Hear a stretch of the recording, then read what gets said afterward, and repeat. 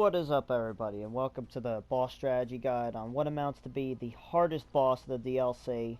Keep in mind this video is recorded on New Game Plus 10, so he doesn't actually have this much health in your normal game if that's what you're playing on. So let's get started, look at some of his attacks. He does have a running dash attack where he slides his weapon on the ground. This can be parried, and if you know that it's coming, you can easily parry it. He has his average swipe left and right attacks, which those, as you just saw right there, can easily be parried.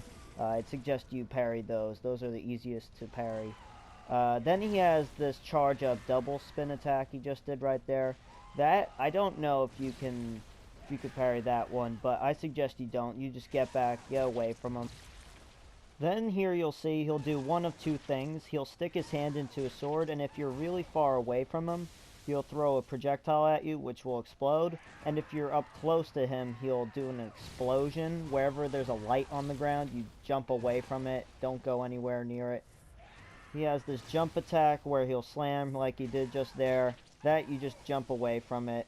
Then he also has this frenzy attack where he just goes crazy and starts swinging. That you can just blindly shoot into and you'll probably parry him. But if you don't, like you saw earlier, I got pretty messed up, almost died from him doing that.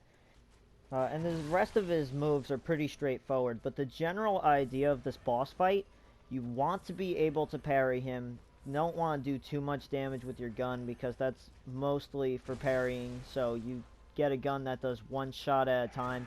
And you want to stay in front of him. You don't want to be behind him because he always has those weird moves. It's kind of hard to tell what he's doing.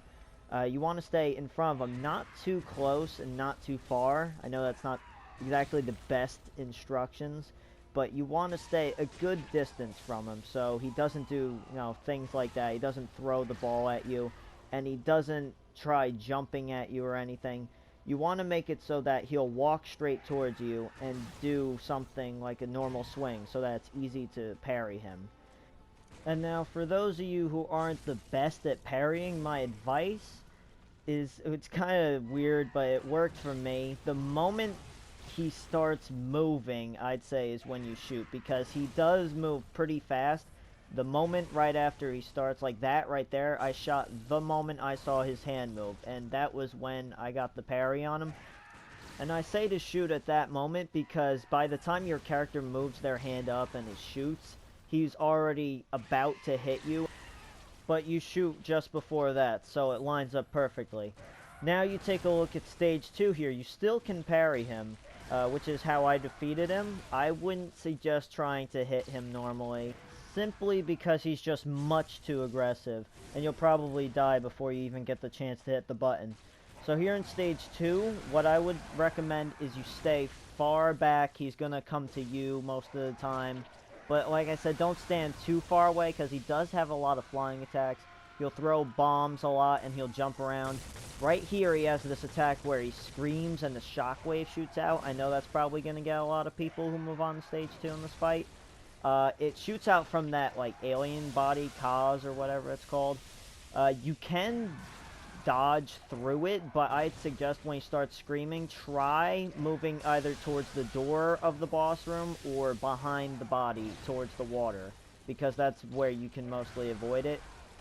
Now, I did say stay far back, but there is two ways you could approach this. You could stay locked onto him, but if you're going to stay locked onto him, you want to stay far back because then he's going to mess up your camera. And that's why if you're close to him, if you want to get really close, you don't lock on because he jumps around and he's going to fuck with your camera, then you can't see. And then next thing you know, you're dead. So you're going to want him to come to you. He's going to run at you all the time, and you're going to want to wait until he's running normally. You don't want him to be in the middle of an attack coming towards you. You want him to be running like that. But when he does do an attack and you miss the parry on it, I'd suggest dodging forward because all of his attacks shoot him forward, and you'll dodge right past him. From there on out, it's just parrying and timing and hoping you don't get caught in the middle of a frenzy attack. If you have any further questions, let me know in the comments. I hope this helped somebody out there, and otherwise I will see you all in the next Bloodborne video.